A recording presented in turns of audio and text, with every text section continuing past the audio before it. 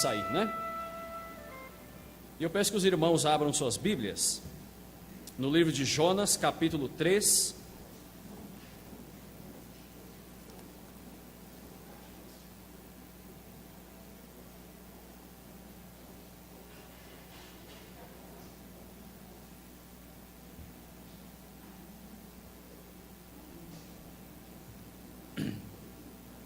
Livro de Jonas, capítulo 3.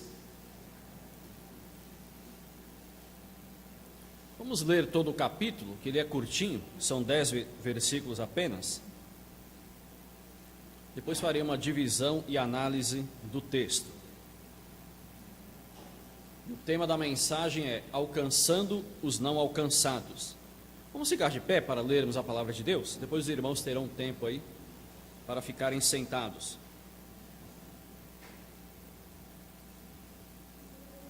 Jonas capítulo 3. Quem achou, diga amém. Quem não achou, diga misericórdia. Acho que eu ouvi um ou dois, né? Misericórdias aí. Vou esperar um pouquinho.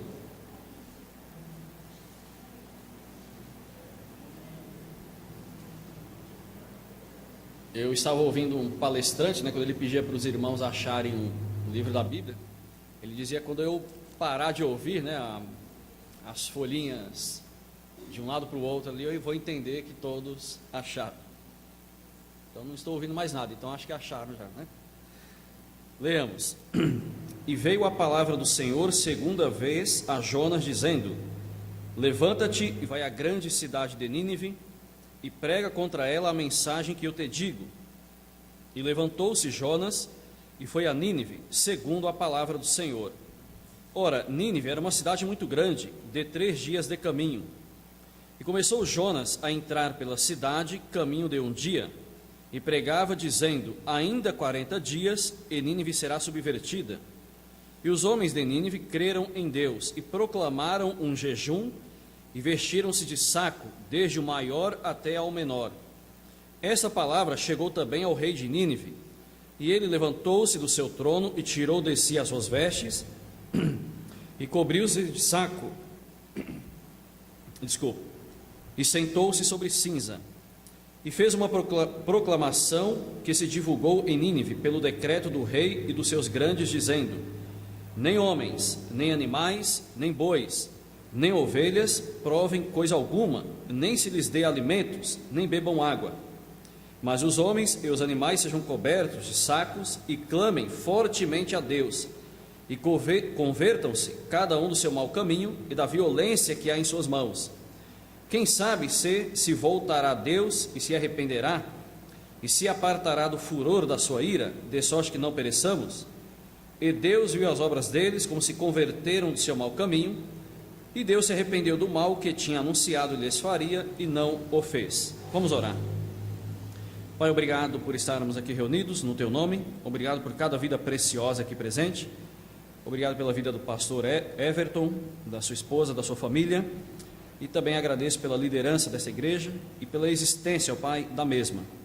Que o Senhor continue abençoando esse projeto, esta igreja, que ela continue crescendo para a honra e glória do Teu santo nome, e que ela continue sendo luz aqui neste bairro, ganhando almas e edificando vidas. Abençoa-nos, ó Pai, através da Tua palavra, e que saiamos daqui edificados pelo Senhor. Abençoa-nos, ó Pai, em nome do Senhor Jesus. Amém. Os irmãos podem se sentar. Muito bem, alcançando os não alcançados. Irmãos, o método missionário de Deus no Antigo Testamento era um pouco diferente do método que nós temos hoje no período da igreja. Deus nunca disse para Israel: ide por todo o mundo e pregai o evangelho a toda criatura. Mas Israel tinha que ficar na sua terra, ser uma bênção ali. Israel tinha que ser uma nação obediente. Aí, consequentemente, Deus abençoaria Israel, e com essas bênçãos recebidas, Israel atrairia as nações vizinhas para o Deus verdadeiro, porque a única nação que adorava o Deus verdadeiro era a nação de Israel. As demais nações eram pagãs, eram idólatras, cada nação tinha o seu Deus. O Egito tinha o seu Deus, a Babilônia, a Síria, todas as demais nações. E aquele Salmo 33, versículo 12, que diz: bem-aventurada é a nação cujo Deus é o Senhor, aquela nação é a nação de Israel. Às vezes nós vemos ali aquele versículo e a bandeira do Brasil embaixo, né, como se aquele texto estivesse referindo ao Brasil, mas não é. Trata da nação de Israel. Porque se o Brasil já existisse naquele período, seria apenas mais uma nação pagã e idólatra. Porque infelizmente o nosso Brasil, a nossa nação também é pagã e idólatra. Eu já visitei alguns estados do Brasil e por onde eu passei, eu pude ver que realmente o nosso país é uma nação pagã e idólatra e precisa do Senhor Jesus. Então o Brasil não pertence ao Senhor Jesus, infelizmente, porque se pertencesse, não estaria essa bagunça que está hoje. Mas graças a Deus que nós temos brasileiros que pertencem ao Senhor Jesus. Amém ou não? Eu e você que já o aceitamos como Senhor, como Deus e Salvador. Então Israel, qual era o seu trabalho missionário? Ser uma bênção na sua terra para atrair as demais nações para o Deus verdadeiro. Mas aqui nós vemos Deus mudando o seu método missionário para alcançar um povo que não conhecia esse Deus verdadeiro, o Deus criador. Então Deus aqui ele abre uma exceção, ele usa um judeu para pregar a salvação a uma nação perdida, a uma nação pagã e idólatra, que era a Síria, tendo como capital a cidade de Nínive. E para esta mensagem, nessa noite, teremos aqui 5 pontos. Mas pode ficar tranquilo que não vai demorar muito não, viu? Geralmente o pastor prega mensagens desde 3 pontos, né? Aí aparece um com 5 pontos. Acho que nós vamos ficar aqui até meia-noite, mas pode ficar tranquilo que a gente vai sair no horário, tá bom? Então temos aqui 5 pontos. O primeiro ponto, convocação. Segundo, disposição. Terceiro, pregação. Quarto, conversão. E quinto, absolvição. Então vamos aqui para o primeiro ponto, versículo 1 e versículo 2. Vamos ler novamente. E veio a palavra do Senhor segunda vez a Jonas, dizendo: levanta-te e vai à grande cidade de Nínive e prega contra ela a mensagem que eu te digo. Então, convocação aqui trata do chamado de Jonas. E aqui Deus está chamando Jonas pela segunda vez. O primeiro chamado foi lá no capítulo 1, versículo 1 e 2. Deus estava chamando Jonas para ele pregar a mensagem de arrependimento aos ninivitas, que eram pagãos e eram idólatras. Mas Jonas ele rejeitou o primeiro chamado. Ele foi desobediente. Ao invés dele ir para Nínive, ele tentou ir para Tarsis, totalmente o oposto. Nínive, se fôssemos pegar hoje na atualidade, seria o Iraque, e Tarsis seria o que é hoje a Espanha. Então ele tentou ir para o oposto, ele desobedeceu ao Senhor, e Jonas foi o único profeta a rejeitar o chamado, ou seja, ele não teve disposição e prontidão para obedecer a Deus. E muitas vezes nós não temos, esta disposição e prontidão para obedecer ao Senhor. Deus fala para irmos para a direita e nós vamos para a esquerda. Deus fala para irmos para frente e nós vamos para trás, ou para caminharmos e ficamos parados. Então Jonas foi o único profeta a desobedecer o chamado do Senhor. Consequentemente, ele sofreu as consequências. No capítulo 2, versículo 10, nós vemos ali onde Jonas terminou. Que situação lamentável! Ele terminou no vômito do peixe. Já pensou que situação terrível para um profeta de Deus? E o interessante é que Jonas ele foi num declive acentuado. Jonas ele morava numa cidade mais alta, só foi descendo. Primeiro ele desceu para a cidade de Jope, que era uma cidade portuária. Depois ele desceu para o porão do navio, para o ventre do peixe, para o fundo do mar. E a Bíblia fala que depois ele terminou no Sheol, que era o lugar dos mortos. E só não continuou descendo porque não tinha mais para onde descer, senão ele ia continuar descendo. E aí nós vemos A vida de um crente desobediente é um declive acentuado. Quando ele desobedece a Deus e só vai desobedecendo, a tendência é ir caindo, caindo e caindo. Mas aquele que é obediente ao Senhor vai subindo, subindo, subindo e vai prosperando, porque Deus, Ele nos abençoa e nos recompensa, porque toda desobediência tem a sua consequência e toda obediência tem a sua recompensa. E eu falo para o meu filho, se você for obediente, você só tem a ganhar, do contrário, você só tem a perder. É ou não é verdade? E com Deus é a mesma coisa. Quando nós somos obedientes ao Senhor, Ele vai nos recompensando. Mas quando somos desobedientes, Ele também nos disciplina e aí sofremos as consequências. Agora, interessante, irmãos, que Deus, apesar da desobediência de Jonas, Deus não o rejeitou. Deus lhe deu uma segunda oportunidade para que ele pudesse ir para Nínive, pregar a mensagem de arrependimento. Aí aqui eu aprendo um princípio. Deus, Ele é misericordioso. Deus, Ele é bondoso. Amém ou não? Deus não nos trata conforme os nossos merecimentos. Porque se Deus nos tratasse conforme os nossos merecimentos, nenhum de nós estaria aqui nesta noite. Estou mentindo ou estou falando a verdade? Talvez nem eu mesmo estivesse aqui. Mas Deus, Ele é bondoso, é misericordioso, nós erramos e Ele nos dá sempre uma segunda oportunidade para fazermos o que é correto e o que é certo. Só temos que aceitar essa segunda oportunidade que Deus nos dá, para fazermos o que é certo e também o que é correto. Então Deus deu essa segunda oportunidade para Jonas e o convoca pela segunda vez. Então Deus realmente queria que Jonas fosse até Nínive e pregasse esta mensagem de arrependimento. Então Deus disse aqui para ele: levanta-te e vai à grande cidade de Nínive. E a palavra levanta-te aqui trata da prontidão para obedecer, também para fazer a vontade do Senhor. E os ninivitas, irmãos, eles precisavam de arrependimento, de uma mudança de vida, de uma mudança de comportamento, porque eles eram cruéis. No capítulo 1, versículo 2 fala que a malícia dos ninivitas chegaram até Deus.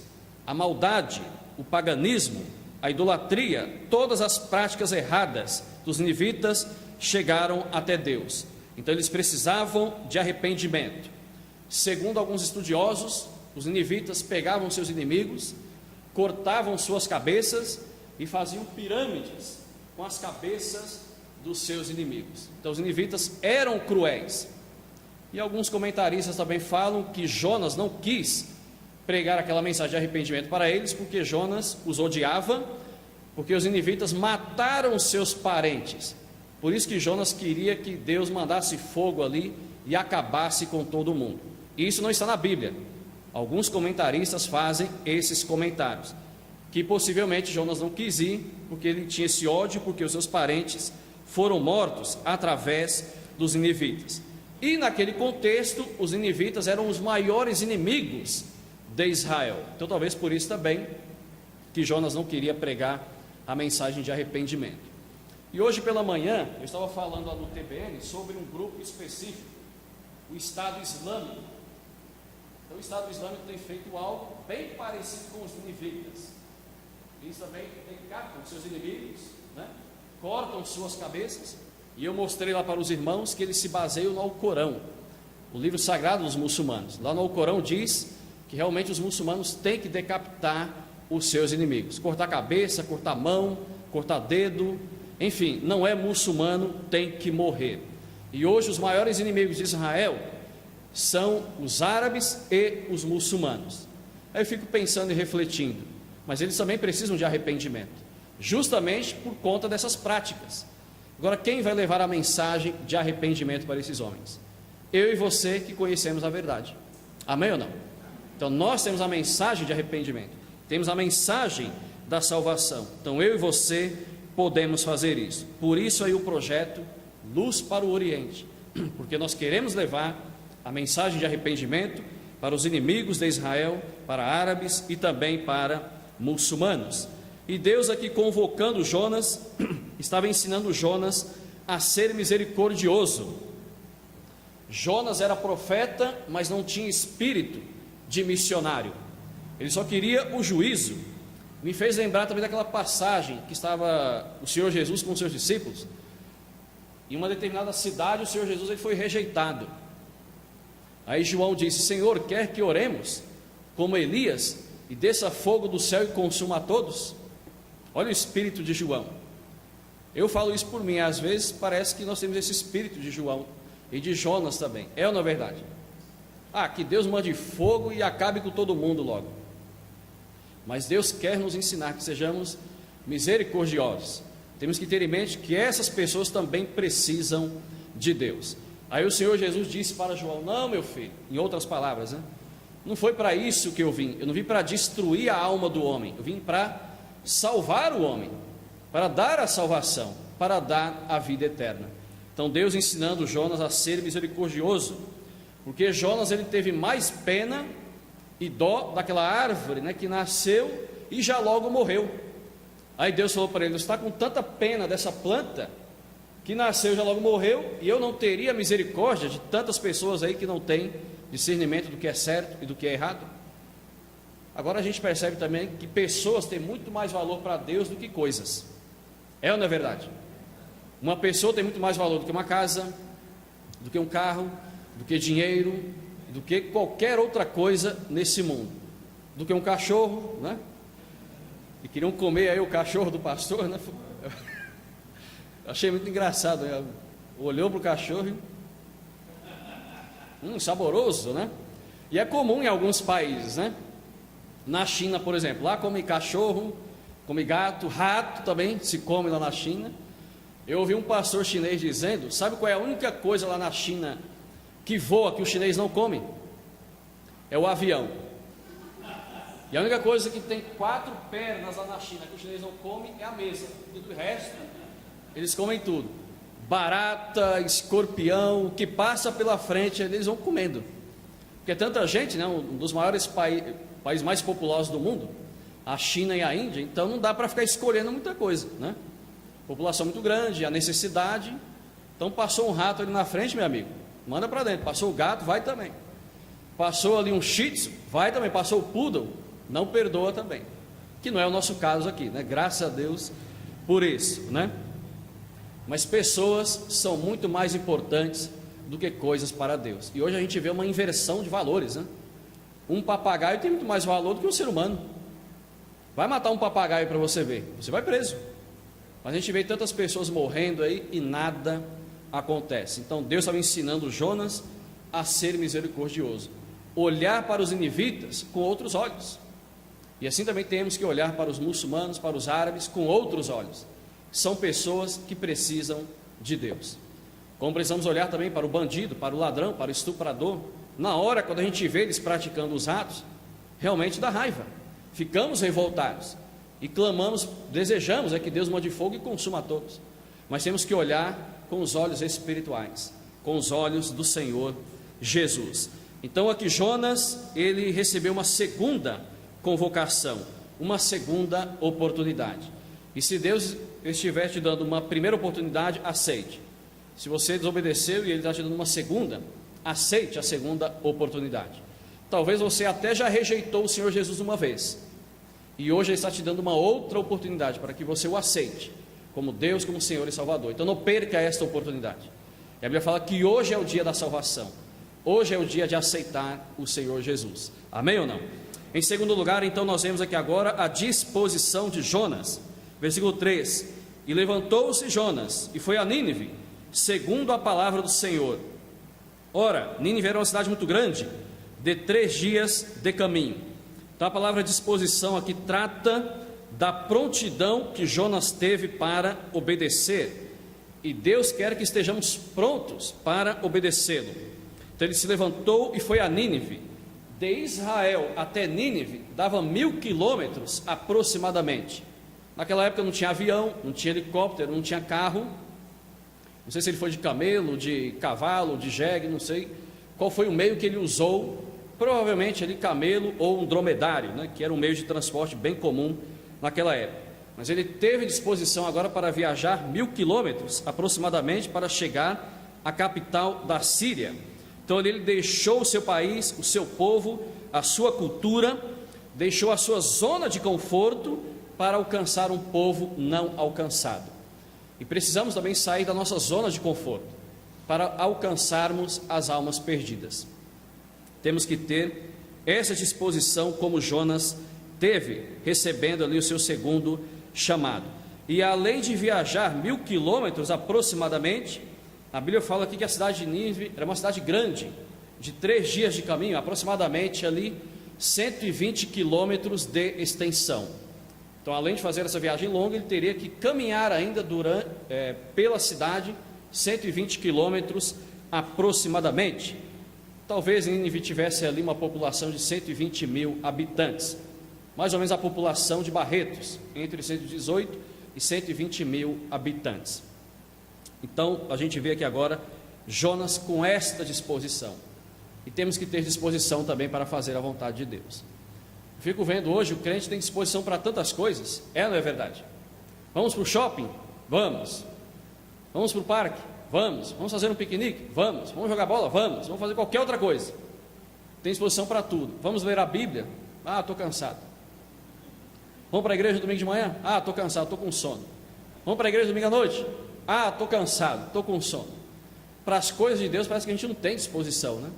Mas para fazermos as coisas do mundo, parece que surge energia não sei de onde ali, para fazermos tantas outras coisas. Mas temos que ter disposição também para servir a Deus. E se tivermos essa disposição, seremos recompensados pelo Senhor. Então Jonas saiu do seu lugar, do seu país, da sua cidade, para ir a um povo não alcançado. Eu não sei se você já ouviu falar da janela 1040 ou 10 por 40. É uma faixa que pega ali o mapa mundi, que pega países do norte da África, do Oriente Médio e também da Ásia, países menos evangelizados do mundo, que ali predominam algumas religiões, o islamismo, o budismo e o hinduísmo. E ali tem uma população de 3 bilhões e 200 milhões de pessoas que nunca ouviram o evangelho do Senhor Jesus, que não têm acesso à palavra de Deus. E a igreja de Cristo tem que se levantar, ter disposição para alcançar esses povos não alcançados. Agora, hoje talvez não haja tanta necessidade de um missionário sair daqui e ir para um desses países. Por exemplo, se nós pegarmos aí a Síria, o país Síria, que está tendo, na verdade está tendo várias guerras dentro da Síria, de um país só. A vantagem hoje é que muitos sírios estão indo para outros países, inclusive para o nosso país, aqui no Brasil, porque para um missionário hoje entrar na Síria é difícil, mas muitos sírios estão vindo para o Brasil. Olha que oportunidade que Deus está nos dando. E algumas pessoas me perguntam: pastor, e essa questão de refugiados? Agora são duas situações distintas. Uma delas é uma situação complicada, porque vem um sírio inocente que está fugindo da guerra, mas junto com ele vem também um terrorista, que tem a intenção de espalhar o terrorismo no mundo. Mas ao mesmo tempo vem pessoas que podem receber o evangelho para onde eles estão indo. Então podemos aproveitar esta oportunidade dessas pessoas que estão se refugiando aqui no nosso país e pregarmos o evangelho para eles, como está acontecendo agora em Boa Vista, lá em Roraima. Vários venezuelanos estão se refugiando aqui no nosso país. Então olha que oportunidade que eles estão tendo de ouvir o evangelho aqui no Brasil. Eu já conheço alguns irmãos aí que estão trabalhando, em prol dessas pessoas. Então Deus está nos dando uma grande oportunidade. Então é necessário que nos levantemos e tenhamos esta disposição para alcançar os povos não alcançados, árabes e muçulmanos. E em terceiro lugar, aqui no versículo 4, nós vemos a pregação de Jonas. E começou Jonas a entrar pela cidade, caminho de um dia, e as cidades daquela época eram muradas, por uma questão de proteção. E começou Jonas a entrar pela cidade, caminho de um dia. Ou seja, então ele andou ali entre 32 a 40 quilômetros em um dia só. E pregava dizendo: ainda 40 dias e Nínive será subvertida. Então aqui trata da mensagem de Jonas. E ele pregou exatamente aquilo que Deus mandou. Então a mensagem de Jonas era uma mensagem bíblica, era uma mensagem divina, e era uma mensagem com ameaça de juízo. No capítulo 1, versículo 2 diz: clama contra ela, ou seja, grita em alta voz. Fico imaginando Jonas entrando na cidade gritando: arrependam-se, arrependam-se, senão Deus vai julgar vocês, Deus vai acabar com vocês, Ele vai mandar fogo que vai consumir tudo. O interessante é que Jonas ele estava com pressa. Ele anunciou aqui, ainda 40 dias e Nínive será subvertida. Deus deu um prazo para eles se arrependerem, 40 dias. Se dentro de 40 dias eles não se convertessem com a mensagem de Jonas, aí Deus sim julgaria os ninivitas, destruiria aquela cidade. Irmãos, agora tem um princípio bíblico. Deus, Ele é amor. Amém ou não? A Bíblia mesmo fala que Deus é amor. Mas tem o outro lado. Deus também é justiça. Deus, Ele é justo. A Bíblia fala: considerai a bondade e a severidade de Deus. Eu sou muito bom com meu filho. Quando ele é obediente, procuro, né? Há um tempinho atrás, Deus deu condições, ele queria muito um videogame. Deus deu condições, fui lá e dei o videogame, porque mereceu. Se não tivesse merecido, não teria dado, não. Meu filho, seja obediente, que você só tem a ganhar. Eu sou muito bom, mas se pisar na bola, usar aqui uma linguagem mais que o jovem entende, se pisar na bola, aí o calo vai apertar também, né? Aí aquele pai bonzinho vai mostrar o lado justo também, como em algumas situações precisei mostrar. Hoje é até perigoso, né, tratar essas questões aí, né? Não pode mais bater, a lei da palmatória, né? Lembro uma vez que o Riquinho era pequenininho, né? Aí eu falei: ó, se não fizer isso, você vai apanhar. Se você bater, você vai preso. Pô, tá por dentro aí, né, de como funciona a coisa, né? Falei: sem problema nenhum, eu vou preso, mas você apanha antes também, né? Mas graças a Deus tem andado na linha ali, não tem tido necessidade, né? E com Deus é assim. Deus é amor, mas também Ele é justiça. E tem um salmo que diz que se o homem não se converter, Deus ele já afiou a sua espada. E espada na Bíblia é sinônimo de juízo, sinônimo de correção, de disciplina. Então os ninivitas tinham 40 dias ali para eles se arrependerem. Deus dando a oportunidade para eles.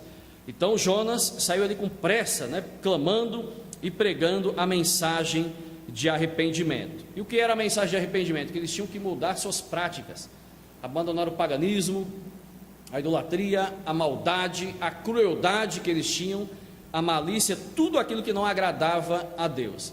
Irmãos, e a mensagem bíblica é uma mensagem de arrependimento. Os profetas pregavam a mensagem de arrependimento, de mudança de vida, de comportamento. E quando o Senhor Jesus apareceu pregando, Ele trouxe a mensagem de arrependimento. Arrependei-vos, porque a vós é chegado o reino dos céus. Então, para que vocês entrem no reino dos céus, é necessário o quê? Mudança de vida, de comportamento, que vocês abandonem o pecado. João apareceu pregando a mesma mensagem. Os apóstolos saíram pregando a mesma mensagem de arrependimento. E lá em Atos capítulo 3, versículo 19, Pedro pregando ali na festa de Pentecostes, né?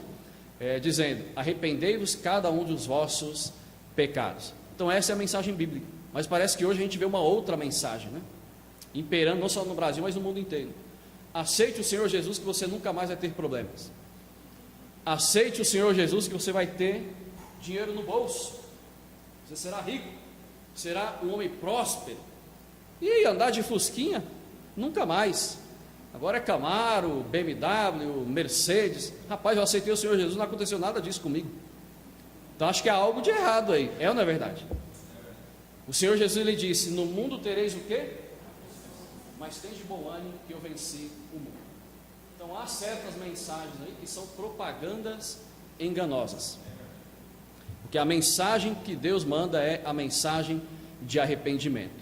E a mensagem para que não nos prendemos às coisas deste mundo. Como Paulo falou em Colossenses: vós que estáis de cima, pensai no quê? Nas coisas que são de cima. Então a mensagem bíblica é a mensagem de arrependimento, de mudança de vida, de novo nascimento, para que o homem possa ter a vida eterna. Então, em um dia só, Jonas saiu pregando aquela mensagem. E algo surpreendeu Jonas. Aconteceu algo que ele não esperava. O que aconteceu? Os ninivitas se converteram. Interessante, a gente prega esperando que a pessoa se arrependa. Jonas pregou esperando que eles não se arrependessem, para que Deus os julgasse. Mas a palavra de Deus tem poder. Então o que ele pregou fez um efeito grandioso na vida dos ninivitas, que é o nosso quarto ponto aí, que trata da conversão. Então o versículo 5 diz: e os homens de Nínive creram em Deus, no Deus verdadeiro, no Deus de Israel, e proclamaram um jejum, e vestiram-se de saco, desde o maior até o menor.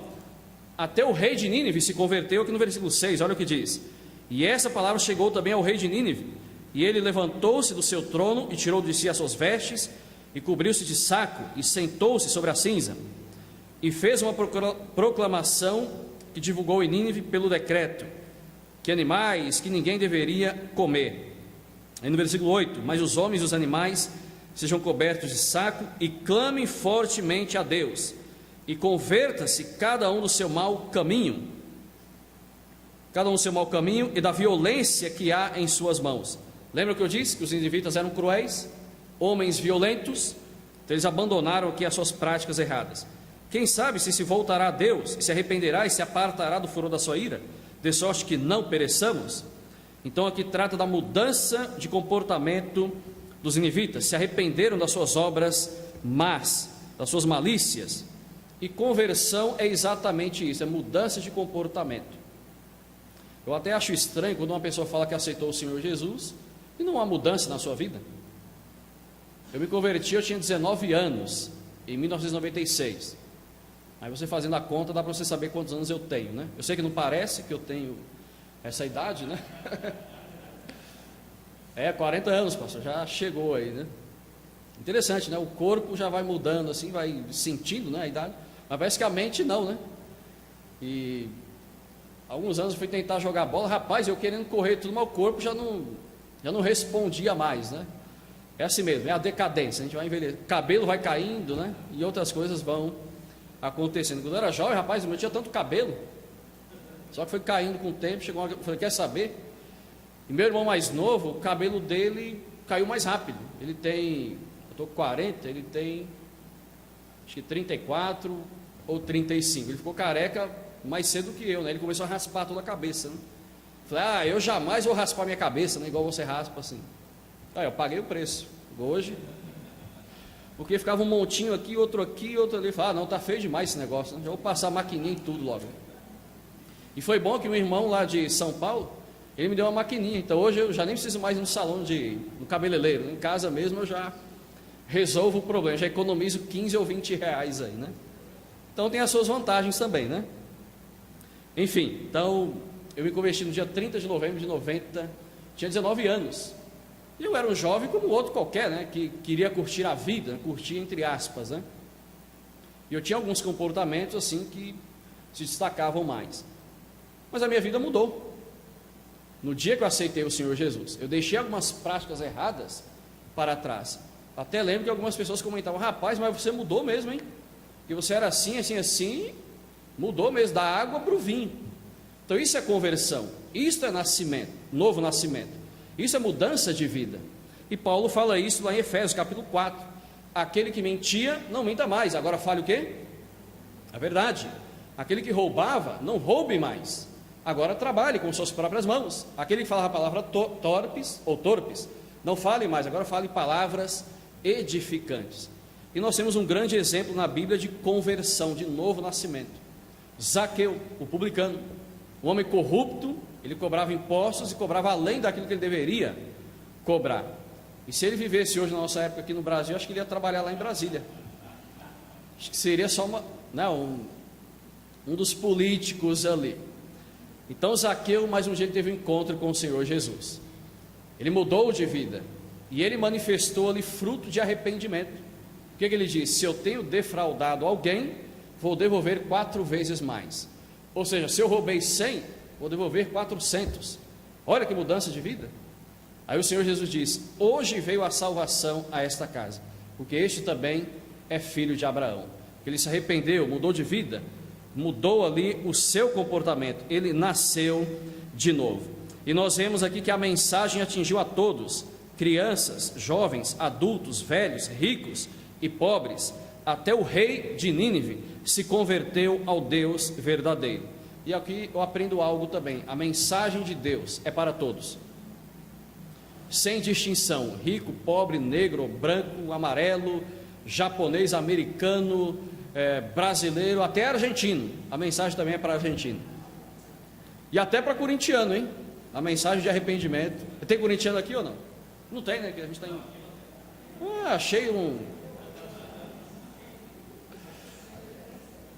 Achei uns gatos pingados aí. Tem São Paulino aqui também ou não?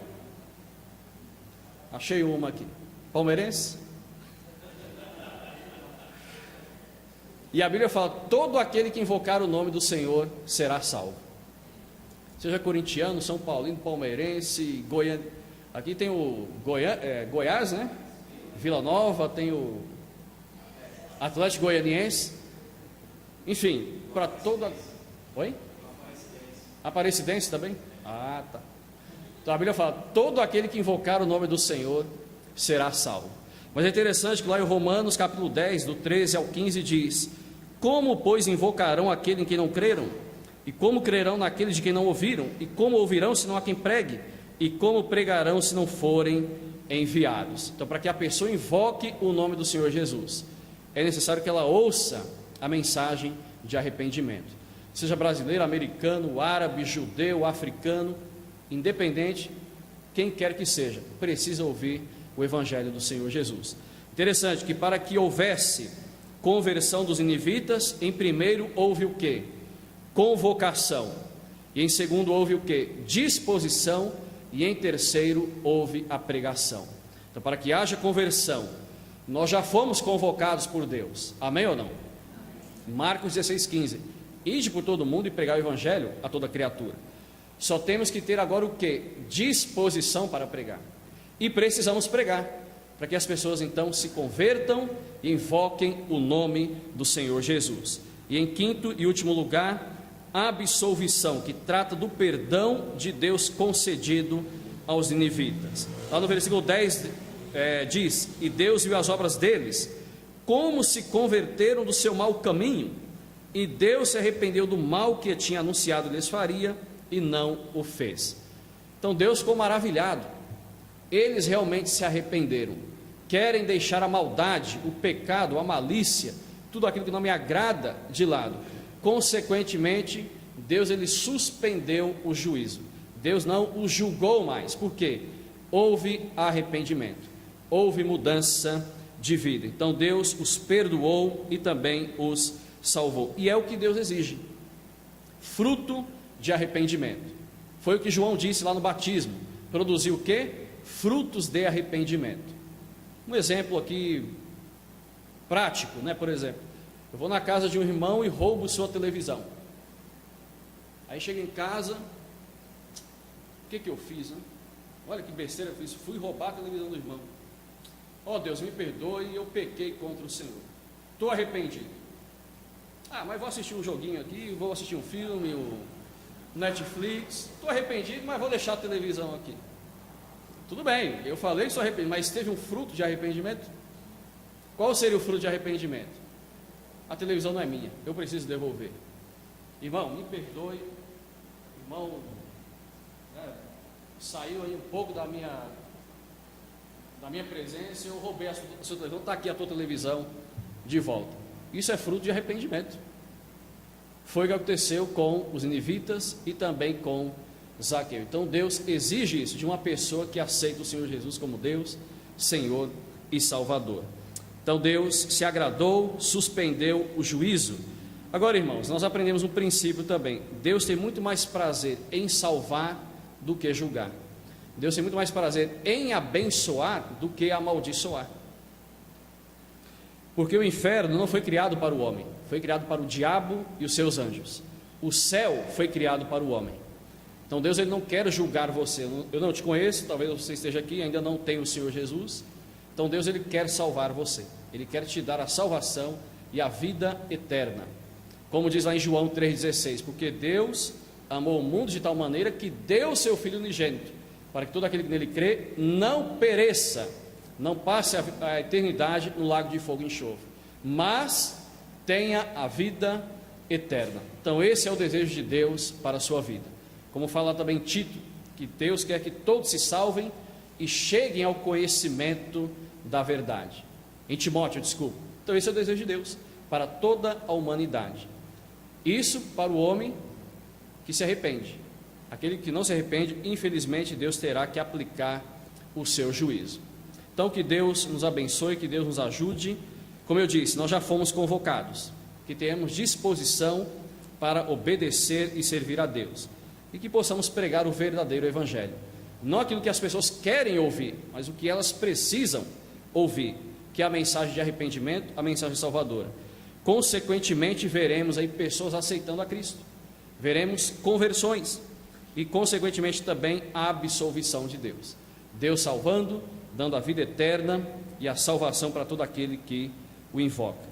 E se você está aqui nesta noite, não tem o Senhor Jesus, não perca esta oportunidade que Deus está te dando.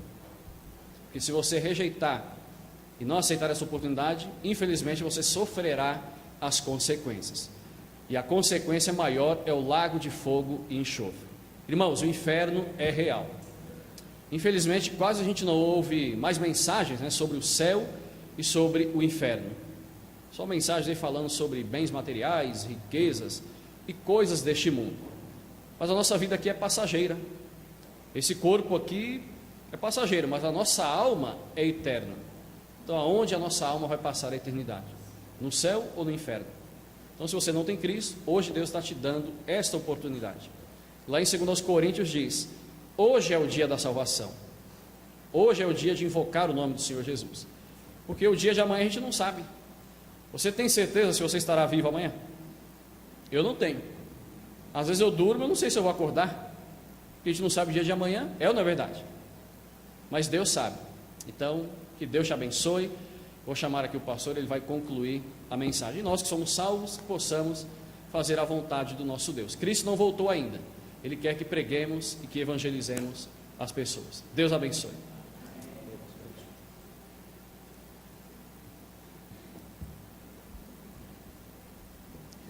A mensagem não muda.